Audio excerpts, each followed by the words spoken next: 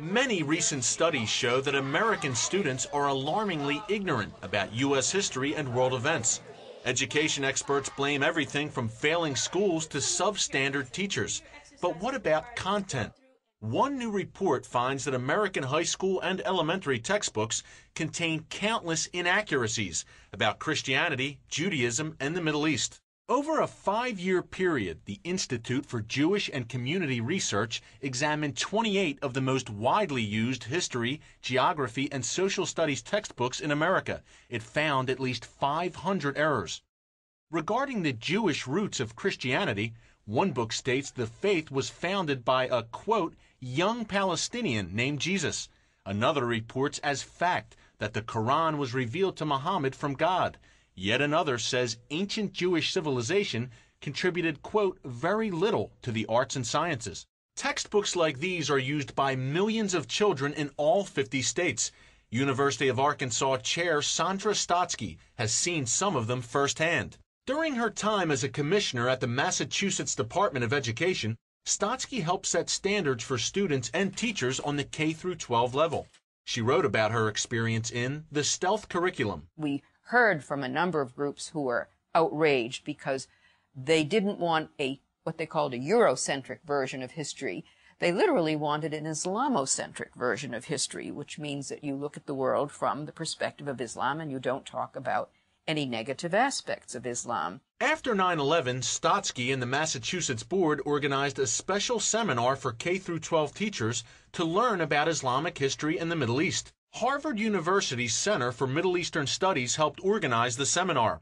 Stotsky was shocked at the center's suggestions. They ranged from having students make prayer rugs, describe what it would be like to go on a Hajj, a pilgrimage, learn and memorize the 5 pillars of Islam, listen to and learn how to recite passages from the Quran, dress like a Muslim from a particular country. These are unacceptable practices in a public school. In fact, they would be unacceptable academic practices in any school. Harvard is one of 18 universities that receive government funding under Title VI of the Higher Education Act.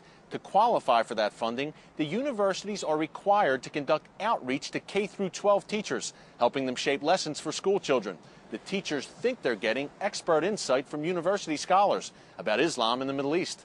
They may be getting much more. The Saudi government has donated millions to Middle East centers at universities that receive Title VI funding.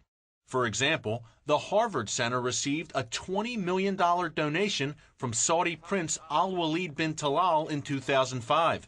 The prince also gave Georgetown $20 million that same year. Saudi donations to American universities should be seen as part of a much larger picture of Saudi promotion of the Saudi point of view. Whether it be Islamic or political, the Saudis have a point of view, and they have been very clever and very generous over decades to promote that point of view. Among the textbooks the Harvard Center recommends for school children is the Arab World Studies Notebook.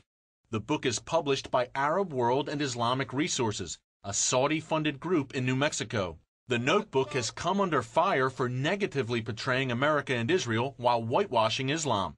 It's been banned by some school districts. It's very difficult to find any discussion of ancient Israel, that it actually existed in time as a country. They would discredit even the founding of the State of Israel by claiming that it was imposed by European or Western powers. One of the notebook's most controversial claims is that Muslims made it to the New World before Columbus.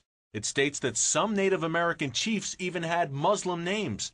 Widespread criticism from scholars and Native American groups led to those passages being eventually removed.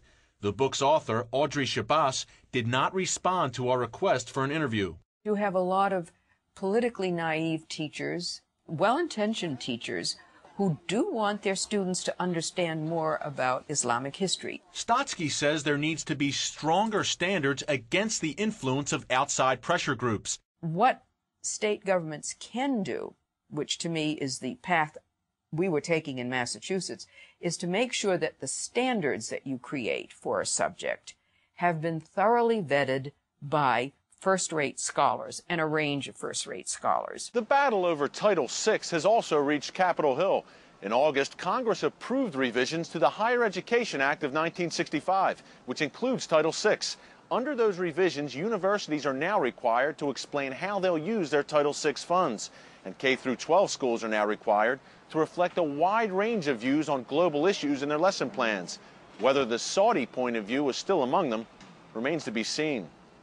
Eric Stakelbeck, CBN News, Capitol Hill.